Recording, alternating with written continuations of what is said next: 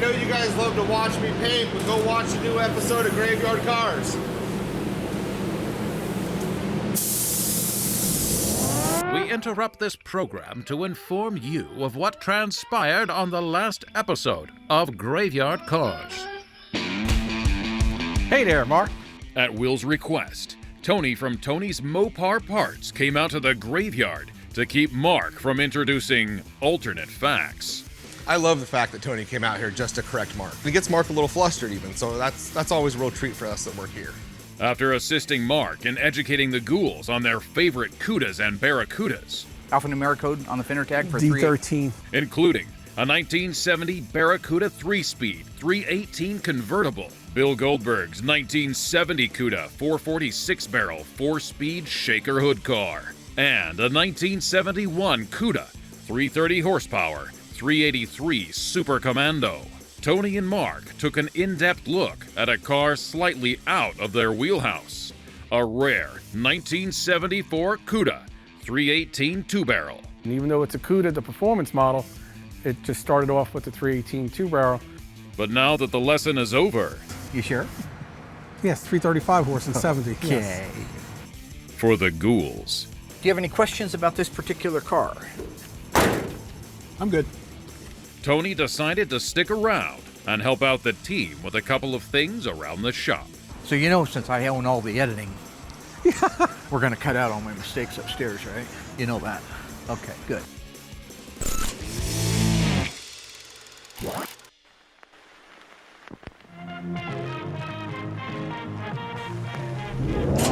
They're coming to get you, Barbara. This time on Graveyard Carz, Mark attempts to trump the Mopar master, Tony D'Agostino, with a once-in-a-lifetime factory faux pas. Or is it a fraud? Have you ever seen anything quite like that? No. Also, the 1972 Duster is nearly complete, and the owner is on his way for the big reveal. But before the very first Graveyard Motors dream car is delivered, the team needs to fire the engine and finish the car's final details. That is, if Mark doesn't get too distracted by Tony. Don't freak out when you see something like this. Never say never. Never say never. In Springfield, Oregon, Mark Warman, together with his skilled ghouls, It has been established that the unburied dead are coming back to life. bring classic Mopar muscle cars back from the dead to look like they did the moment they left the factory floor. Because of the obvious threat, this station will remain on the air day and night.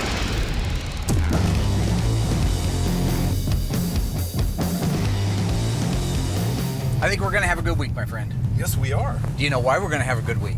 Uh-huh. We're going to get a Duster running. Mr. D is going to be here at the end of the week to take delivery of the 72 Duster. So we got to put the information labels on it, the badging, do the final wipe down in detail. I want to check the stance, the air shocks, make sure everything's doing what it's supposed to be doing. And then we get the big reveal. But this is a really cool thing because it's the very, very, very, very, very first Graveyard Motors car, where he just picks up the phone, boop, boop, boop, boop, boop, boop, boop, boop, boop, boop. Long distance, right? Yeah, I'd like to have a 72 Duster with a 340 or 4-speed. I want it to be tawny gold, black bucket seat interior. And I make it happen. Graveyard Motors, the wave of the future. That's going to be the big dealership. Going to be all the people running around wearing their little, well, let's see, in the 70s, what did they have to, yeah, togas, right, yeah. Yeah, I think all the people, Double boy, Z's. That was cracked out of her head. Look at that. Yeah. She was gnawing her shoulder off. Uh-huh. Big Tony is still here. We're going to have him go over the VIN mystery on our 440. Find out why in the world. Can't let everybody know. This is big. It's the biggest mistake I've ever seen in a VIN stamping in my entire life. And D'Agostino, Tony D? Tony D, is going to take a look at it and see if he can add his expertise as to what he thinks it could be. I think that's great. Is that a dead cat? No. It's not like a normal VIN mistake where they've transposed a number. This is huge. So I'm really looking forward to hearing what he has to say. He's good. He's very practical. He's very pragmatic, if I can use a big word like that with you. You still with me? Yeah. We're still talking about the Duster? Where'd you go? Oh, nothing. I thought I saw a dead dog. No, that was a little bit ago. It was a dead cat. Oh. So we're gonna work on the Duster a little bit, huh? Get it ready? Yeah? Yeah. Yeah, what are we going to do to it? What do we got to do this week? We're gonna put some badges on it. We're gonna talk to Tony and solve a mystery. That's over in the machine shop. We're going to talk to him about the 440. You remember our mystery VIN? I do. You do? It's almost like it was for a different car. What's the mystery? Well, the numbers are wrong for the car. It's not the right number on the engine? I don't know what side it's on. You have any idea where we are? Yeah. Or what day it is? Graveyard cars. Yeah. Yeah, today is Graveyard Carz. Think you'll be driving your own car here soon? Probably. I used to enjoy these a lot more when I was by myself. Here we go. So right now we're getting ready to go out and fire up the 1972 Plymouth Duster 340 4-speed. This is the very first Graveyard Dreams car. What? Yeah. I love it. Nice car. This car was originally a slant 6 car. Owner back in New York reached out to me and said, I want a 72 Duster like I had when I bought it brand new. He still had the original Monroney sticker that was in the window sticker, and we have duplicated his car from 1972. This is going to be an epic reveal. So I want to compliment Justin for putting the car together. Excellent work. Thank you. You are responsible for, and we're still filming, so. Don't it? Yeah. Thank you. Don't it? No, I care about my health. So it doesn't matter. Thank you, George. You're welcome.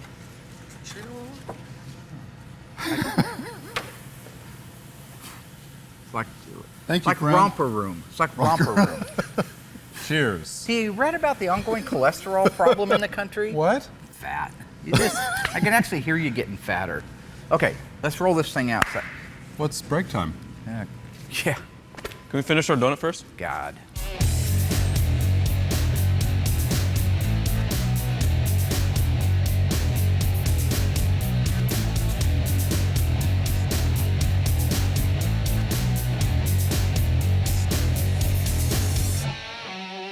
Okay, so I want you to just man that side of it. Look for anything weird, leaks, fuel leaks around the fuel filter. Okay. Doug, you're gonna run the distributor. We don't know exactly where it needs to be, so we'll just try starting it under its own power. Then we may need to prime it, and then we may need to play with the ignition, so let's do that. All right. All right. Dang cold. Okay. Contact? Eh.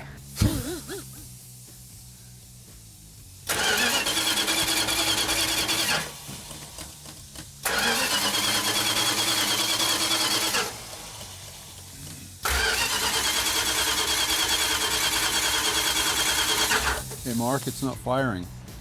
Well, there's no fuel in it. I was just gonna crank it and let it build the Oh, fuel I'm up. sorry. Stand back. Oh my God. Oh, we got a leak. Okay. Yeah, we got a leak All right. right back here. Go ahead and get your wrenches and tighten that down. But it sounded promising. How does that happen? Well, I don't know. It's a crazy thing. Where's he say it's leaking at? The the inlet? Hit my arm, Kathleen. Okay. Yep. Go ahead and give it a good reef. These things need a good reef on them. Okay. So I'll crank it over and you tell me if we're green light. Because it's probably going to fire. Okay. No primer fuel this time? I don't think it needs it if it's All coming right. up that far. That's amazing. Yeah. Okay. Advance it a little. Well, hang on. Hold that choke for me.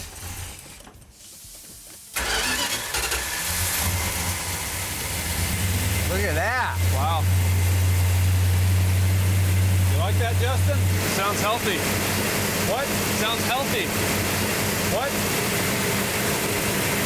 Oh, it sounds good. Yeah. Listen to that. Fantastic. Yeah. Awesome. Very nice. Awesome. Yeah. Good job. All right. Daddy like when a car starts. Okay, we can pull that baby back inside. They're coming over to do the windshield and the back glass. Okay. Okay with me. Wiper motor should be here tomorrow. I tracked it. That's a good thing. I still got to do decals on it. Still got to do decals. Show these guys a dance move. Show them that one I showed you back in '83. Remember, it's the teapot. Remember? You don't remember you? Teapot. Your hands out like that. And I'm a little teapot, short and stout. And we did it at the mill camp. Was that you? No. Oh, that's right. I remember Doug at the mill camp. That's right. He did the Frankenstein, the zombie. Yeah, he did the zombie. Everybody's out busting a move. It's discos, right? And people are twirling and stuff, and everybody's having fun. And Doug's in the middle of the dance floor. Well, Doug, you could move.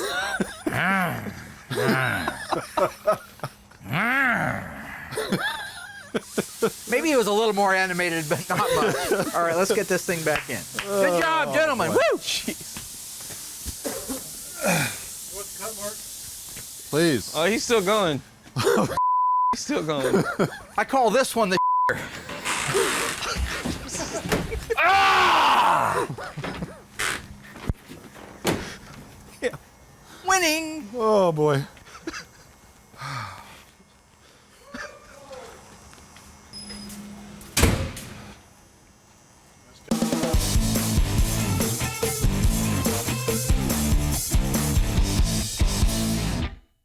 This car was built specifically for stock car racing and was 20% more aerodynamic and efficient than its brother, the Charger 500. Dodge built 503 of these cars just to meet NASCAR's requirements, and the fact that Richard Brickhouse piloted its very first race during its debut at Talladega makes the Dodge Charger Daytona our Corpse of the Week.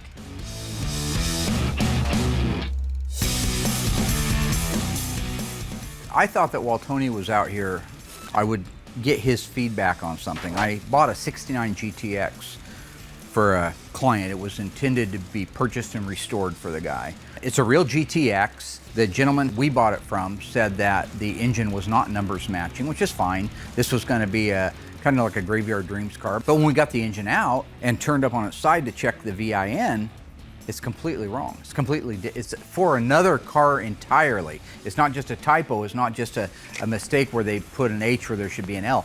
It was a complete mistake. So that's why he's out here. I want to get his opinion. I want to DNA this thing. I want to investigate what's happening, why it's happening, and get his feedback. You know, you've seen a lot of engines. He was doing this before I was. So 1969 Plymouth GTX. What was the standard base engine in that model? 444 barrel high performance, 375 horse Super Commando.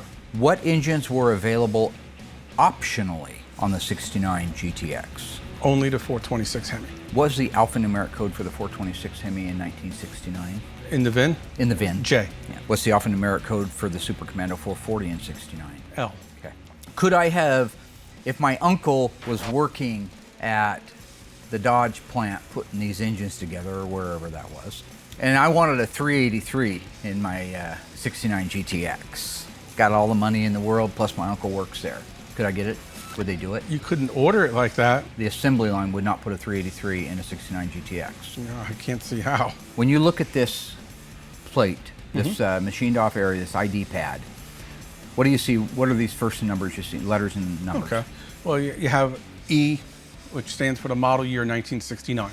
Okay. It started in 1965 with A and went up.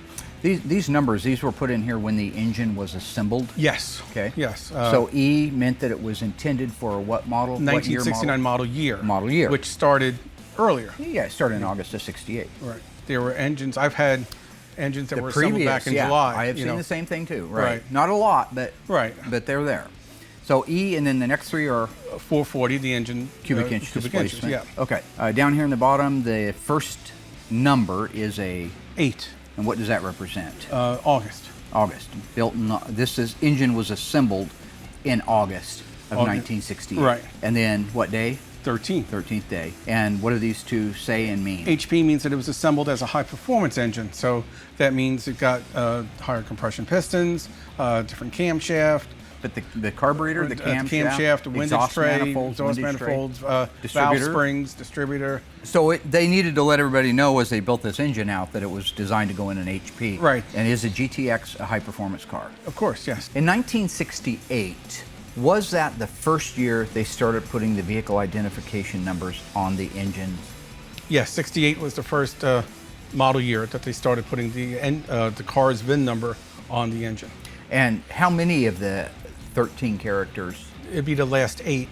The last 8 of The last 8 have the year, the assembly plant, and then the 6-digit sequence number. For the car. But in 68, they were on top of the back of the motor. They stamped it right back here. Which Right, in the rough casting, very hard to see. Hard to read. Hard to see in the car. Right. Hard to see in the car, and even out of the car, you're struggling because it's on a rough cast. Okay, so that was the first year they put the VIN on the block for Chrysler. In 1969, did they continue to put the VIN on the block? Yes. 69 is a weird year for that. Okay. In 69 model year, they had the full VIN, all 13 characters, in order. So cars that were produced from, say, the beginning of August when the manufacturer started building them, somewhere through, let's just say mid-year. Yeah, probably, I think January is the cutoff. They didn't just put the last 8 characters. No, they had the full VIN, so put the full you could tell it was a 2-door, a 4-door, a convertible. Got it. Yeah, you actually knew what it came out of, Yeah. not just what assembly plant it was at. Right. Okay, you want to come on around here and we'll take a look at this thing. Have you ever seen anything quite like that? No. Not quite like that. Okay, ghouls. Earlier I talked to you about the Dodge Charger Daytona. Let's see if you were paying attention. Who drove the Dodge Charger Daytona to victory during its debut at Talladega, Alabama? Was it Bobby Isaac, Richard Brickhouse, Buddy Baker, or Ricky Bobby? Stay tuned. We'll tell you after the break.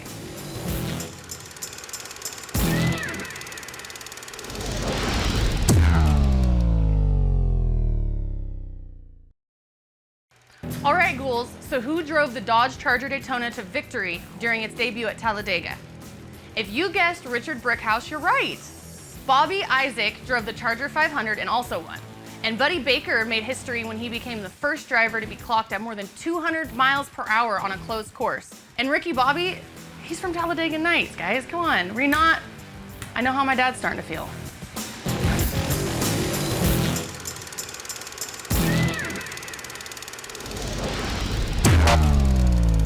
One of the things I want to do while Tony's here torturing me anyway is have him look at a VIN on an engine block that makes no sense. Have you ever seen anything quite like that? No. Not quite like that. You've seen mistakes. Have you ever seen, and I'm not even going to say that's a mistake at this point. I want you to tell me what you're seeing right now. Well, at a glance. Well, it's a full VIN. It's a full vehicle identification number. But it's a full VIN for a 383 Super B. But 383, H is the VIN code. I mean the engine code. For a 383. For a 383 high performance in 69. What's WM? Right, the W is the coronet body style. Coronet body style is represented by the W. Right. M is the medium price range, which in the coronet body means it's a Super B. Okay. 23 is 2-door hardtop. Okay. H is 383 high performance. How many horsepower? 335. 9 is the model year, 1969. G is the assembly plant, which is St. Louis. And then the sequence number, the VIN to the car, 108614. Okay. If you were to raise this up in the air and only have the ability to look at it from the bottom, maybe you couldn't even see the casting numbers very well, and you saw that stamped in there, you'd think you're looking at a Super B, a 69 Super B. If you didn't know anything else, if I just brought you out with blindfolders and I said, look at that number. Of course. Of course, right? That's what it calls out. But we've already established it's a 69 GTX, which is 440 is the only standard engine in it. Hemi is optional. Right. Okay, here's where things get weird. We've seen situations where one letter is either omitted, 2 letters are transposed, sometimes more than that, maybe 3 letters. These are human beings that are doing this. But this guy not only put a full vehicle identification number to a 1969 Dodge Super B with a 383, which was the standard engine. Right. That same crack shot, amazing person, take a look at the transmission that was bolted up to it. WM 23 H9G 108614. So, not only did he stamp the engine, which is a 440 and could never be mistaken with a 383, I guess unless you were drinking a little bit on the assembly line, but he carried it into the transmission. It should have, this car being very early, the full vehicle identification number to the GTX. Which would have been like an RS23 L9. Yeah. I believe, and you know these parts a little bit differently and better in some ways, I don't mind admitting that. The actual transmission part number, 2892093, is the same for a 383 HP and a 440 HP. And an A12 car also, yes. An A12 would have got it as well. So we know the engine's correct for the car. We just have a discrepancy here in the vehicle identification numbers. Yeah, I'd like to see what the 10,000 day calendar decodes to as far as the date the transmission was assembled. Because when was the engine assembled? August 13th. August 13th of 1968. So this should be in the same approximate So we would area. think that this one would have been about the same time. Right. All right, let me get my book and we'll check it out.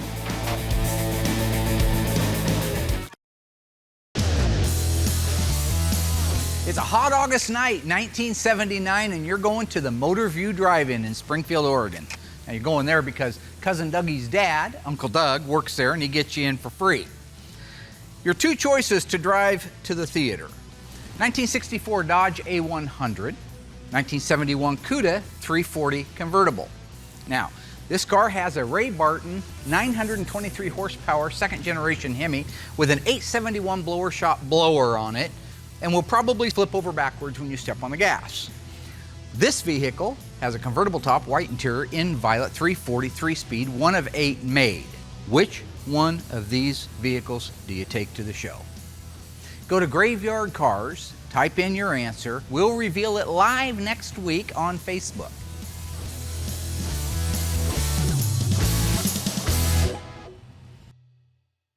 So far, the team fired up the 1972 Duster, and Mark introduced Tony to a car with a mysterious VIN. Have you ever seen anything quite like that?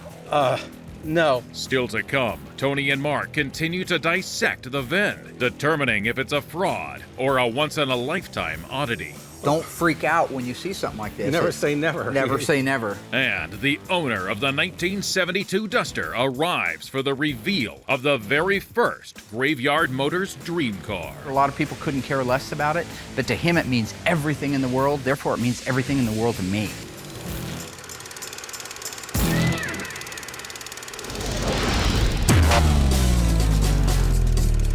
Since Tony's here anyway, I've got an engine I've been working on that's a true mystery. We just haven't quite figured out how could this have happened. So the part number is a... Right, the cast number is the 2892093. I think they started to use it in 68. They did, you're right, yeah. 1968 B and C body, 440 and 383 HP. They're saying 440 late. And then same part number, 2892093. So basically, as far as our 69 model year goes, it was the only transmission they offered behind a 383 and a 440, an automatic. But this is the correct transmission assembly number to go into our 69 GTX. Absolutely. All right, now the 10,000 day calendar. 2568. 2568. 2568. It's all right. August 8th. Fits right in with the motor. The car was within built, 5 days of the each engine was other. built on August. Just to be clear, this transmission was assembled August 8th, 1968. And it could have been the next day they finished it or the day before, but that's the time zone. And then August 13th, 5 days later. 5 days later, they assembled the engine for it. What's the sequence code at the end? 108614. Here's the VIN off of our 1969 GTX. Not only did they put a 69 Super B vehicle identification number on it, but they gave it the sequence number for the 69 GTX. So it's so it's got the right VIN. Absolutely, except for what it came out of and went into. I haven't seen one with that many mistakes on it in all my days. I've seen a lot of stuff, but I haven't seen one like that. With you there, I have a question for you. The folks that are out there that might say, well, it's easily explained, it was a restamp. Okay, we'll look at that and we'll see if there's any evidence of that. A restamping, first of all, is a federal crime. You get to go to prison for fraud when you do stuff like that. If you're doing it for the intention of pulling something off. If you make a note of it and you say that this is the machine shop ground off the numbers on my 383, so here's a picture of it before and here's a picture of it again, you put them back in so you can see them, fine, no problem at all. What motive in the world would a restamping fraudulent criminal have in putting the wrong VIN completely on a 69 4-barrel GTX that isn't worth that much in the end anyway. But first of all, the police department or the theft department or FBI, who's ever looking, they don't care about the first part of the VIN. Couldn't care less. They care about the last 8. Right. And the last 8 is correct. Right. So they could get away with it from that standpoint, but what's the motive in it? That car would be better off if they had put no numbers in it and just put a date-coded 440 in it like it's supposed to have. But this is the right engine. I believe it's the engine it started life with. Absolutely. Absolutely. I have no doubt. We'll agree that this one, and you get some good pictures, I'm going to send them to Dave Weiss, and I want him to be able to put them in his book. Oh, yeah. As an example, don't freak out when you see something like this. Never say never. Never say never. Hey ghouls, is this statement true or false? Dodge built 500 Charger Daytonas in order to meet NASCAR's requirements. Think you know? Stay tuned until after the break.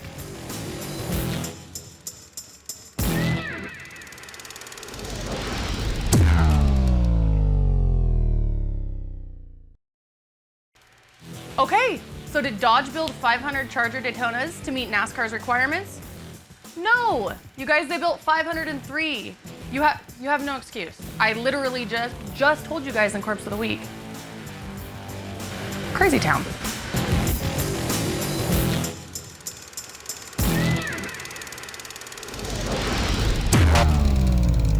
So Tonya and I are in complete agreement. The complete vehicle identification number that is stamped into the side of the block and the transmission match each other, but they have nothing to do with a 69 GTX.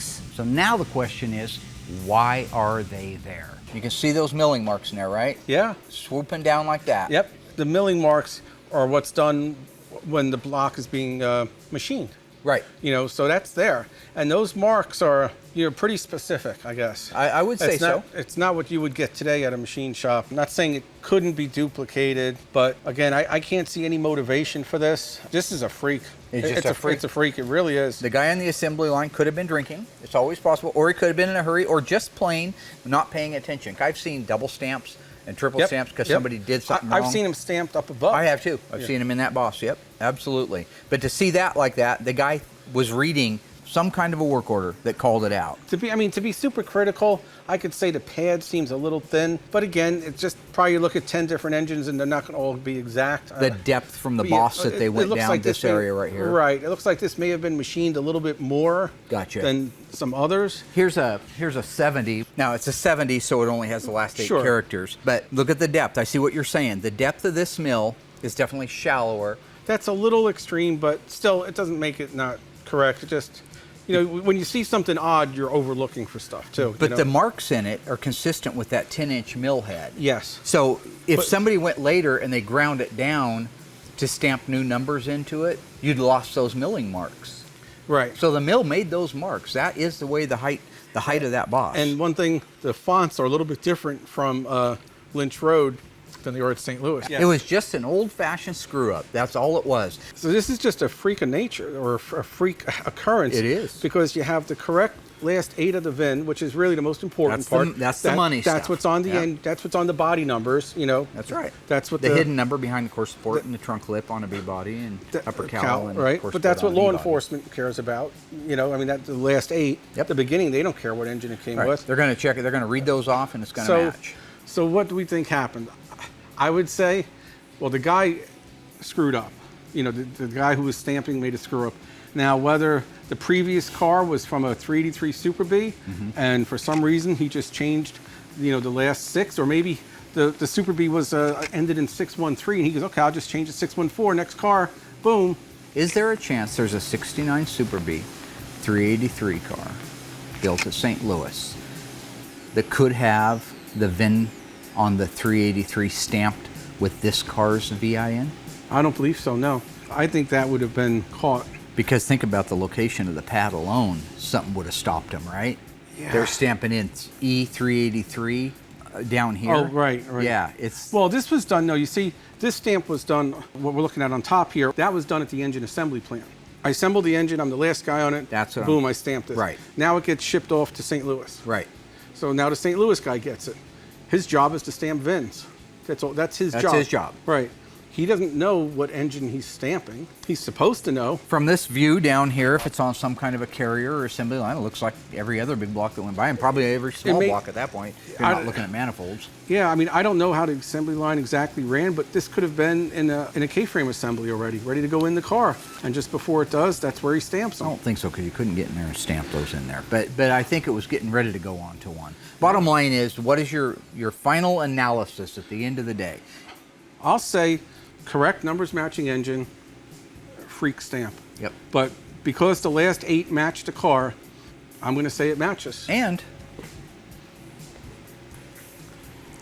108,614 is awful early. Oh, yeah. Probably very much made in August. Hands down, yeah, that falls in perfectly. So it all adds up to the fact that it was a mistake on the assembly line. Yeah. Is what it is. So it actually kind of makes it cool. Yeah. You know, it's not a cubic dollar car where you just have to fly in Jesus to give it something. I mean, it's a great car. And it's a conversation piece. And it's a great conversation piece. So you know, I'm sure the owner will have pictures of the VIN on the windshield of his prepared car. for everybody that's ready to call it a non-numbers car. That's okay. Neat. That's cool stuff. Good job. Well, you're probably getting hungry, huh? I got plenty of reserve.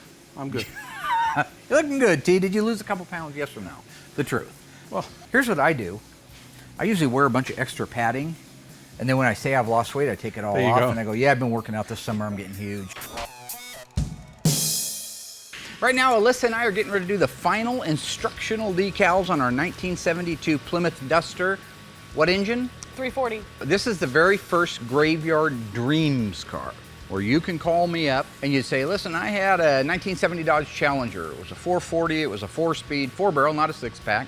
I could build that car for you. This is one of those cars. This is the very first one. The guy had a 1972 Plymouth Duster. When he was 18 years old, he bought it brand new. He had been working at his uncle's gas station, saved up the money, and he custom ordered it. He still happened to have the Monroney sticker, the window sticker, from the car that he had before he sold it. So we duplicated the car based off of that Monroney. So this truly will be, when he comes out and sees it, a step back to 1972 for him. I'm going to let you do the quarter panel decals on this car. By yourself. Well, not completely by yourself. I'll give you a little bit of education. Oh yeah, you can do it. Did you buy 2 sets of these? Nope, only one set, and we have to have Mom because he's going to be here to get the car. So, first thing off the bat, we're going to do the ethylene glycol warning label. Okay, ethylene glycol warning label on this particular A-body can go anywhere in this run right through here. A lot of times from the factory, they would hide the body numbers. That's why they were called hidden body numbers. So a lot of times they actually hide that. Okay, go ahead, and it goes right over here like that. Make sure it's covered, just like that. And then just go ahead and run your fingers across it. Beautiful. Awesome. Good job. Okay, this is the emission decal. This is going to end up right here. Line it up, and then start working it like this across. Because if you drop this side down and it locks down, you're going to get an air bubble in the middle. So you're going to want to just work it across like that, and then drop this down as you go. Yep, just like that, and perfect. Awesome. Good job. All right, 2 decals down. Now we're done under the hood. Let's go open up the door and put in the tire information decal. For the dream weave and train. I think I could have been a singer. I don't. I think I have some of the basic chops. It's a little pitchy. I was a big Stones fan. I had every 8-track up to 1978 in a case in the back seat of my car. Very good. Now let's move to the trunk. Stop right there. There. And that. Now, so with that, we're ready for you to do your 340 decals on the quarter panels. You want to do the passenger side or the driver's side? Passenger, because Jim will see it probably less, right?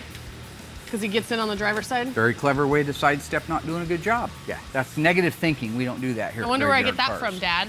All right, so here are our 340 decals. Is we're going to intersect it with this style line right here at the bottom. Yeah. And that style line right there. That's the way the factory did it forever and ever, amen. You take your time, make sure it's clean, get lots of the application gel in case something happens. If something peels back, you don't go berserk and start screaming and swatting your head like Rain Man did. So with that, we are able to take our car and do a final wipe down vacuum. The owner's going to be here. We're going to unveil it. This is the first Graveyard Motors car. He's going to walk in here and defecate.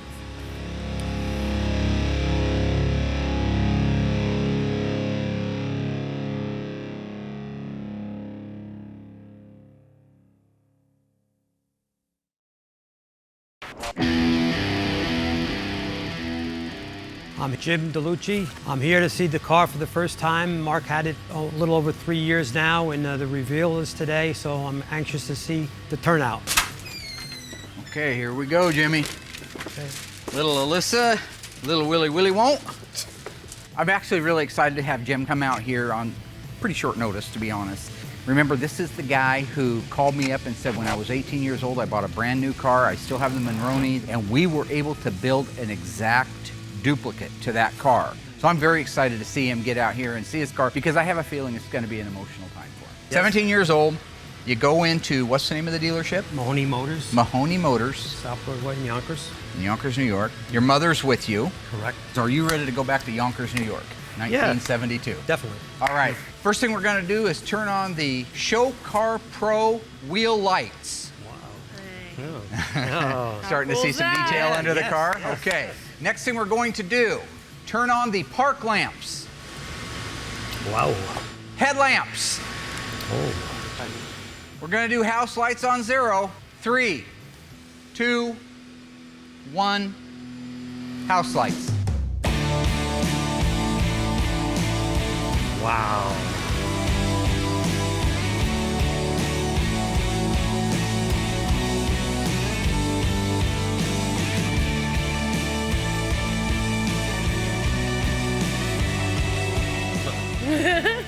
Take it in, brother. Wow. Take it in. It's 1972. Holy smokes.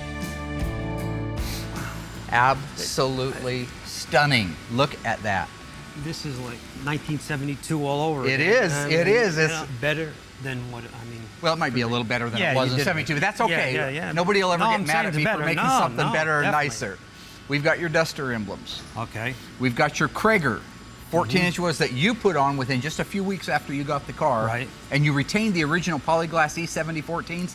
They are on there. We paid attention to detail. Your car did not, but you always wanted the 340 call out on the Correct. quarter panels. I Correct. remember you mentioning that. Yeah. Let's walk around the backside. You'll notice Paint something job. else that you mentioned to me one Not time. like glass. Yes. Do you remember mentioning that you wanted a Duster 340 on the back? Because originally you had 340 with just the Duster, right? Right, yeah. But this was an optional decal right here for the back end of the car. Those are the factory. The Accurate Exhaust built us a duplicate of the original 340 exhaust with tips. Yes. Take a look down the side. Did it ever look that good in No, it's 1972? like a mirror. No. The showroom floor? Did a great job painting. Absolutely. I'm going to open the door and allow you to take a little peek inside here. Just like a time capsule. I mean, that should take you right back to 1972. Well, I was looking at everything he did to it, and I couldn't believe how identical to when it was in '72. Even special touches he did for me that made it even more, special for me, today. And of course, the Shark's Tooth Shark-tooth grill. Yeah. This is like an old friend that you haven't seen in 30 years, and when you meet them, you pick up where you left off. Yeah, And the like you 30 never plus, missed a minute. I'll tell you what, it's like this never left, even though 30 years between. It's amazing. I absolutely love it. When Mark was taking me around the car, I was showing him, the way it used to be, and what he did to the car to make it more updated was better than it was in 1972. They all did a lot of work into the car, and I just can't even describe how I felt when I first seen it for the first time. Jim, welcome back, my friend, to 1972. You're going to have a lot of memories. You're going to flood our inboxes with pictures. Nice meeting you too. And the only thing that I can think would be better is it's a sunny day, would be for you to go for a ride. Definitely. You in? I'm ready. Oh, yeah. Let's go for a ride. This is why I do what I do. Now, I'm not going to do the whole I'm the dream maker thing, although I am. In this case, this guy, 18 years old, buys the car, sells it 12 years later, and it's gone. The look on his face sitting behind the steering wheel of that car, that twin, I could see the emotion. I could see the memories rushing back. And that's why I do what I do. And this is the greatest example of being able to bring something back that was gone from their life. A lot of the cars that we do in here are part of their lives, but they're sitting in a field behind the house, they're sitting in a barn, fell down around it. But this guy hasn't been able to sit behind the wheel of this car for many, many years, and you can see it in him. When I found about Mark doing restorations and bringing dead cars back to life. I said it was a no-brainer to do. You know, if I was going to do it right. I don't do it at all, so I figured I might as well get this car rebuilt like the day it was born. You know, for the most part, a lot of people couldn't care less about it, but to him it means everything in the world, therefore it means everything in the world to me. Of course, with my mom, this will be a rolling memory of her and her with me when I purchased it on my birthday, April 9th, '72, and I didn't forget how to drive a stick. I mean, it's been 30 years, and you don't forget that. Boy, look at you go right to the neutral gate.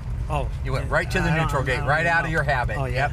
It's 1972 all over. That's the classic. I don't know why a car guy will go to neutral every chance he gets. It's got to be the clutch.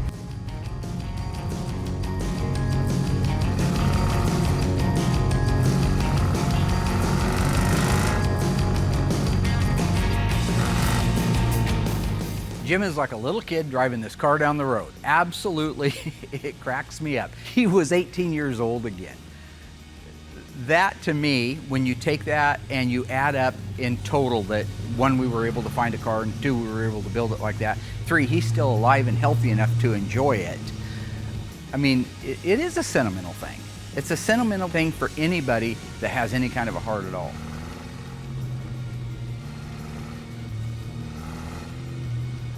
You know, words are beyond the way I feel about the job they did. A phenomenal job that I think that this was the greatest choice I ever made of picking him to do it.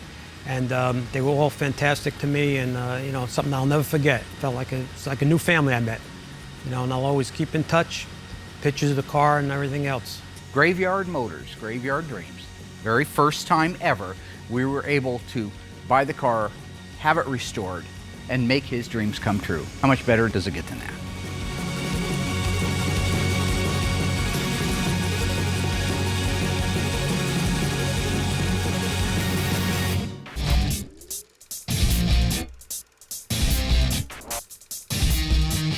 Well, Tony, we did it. What do you think?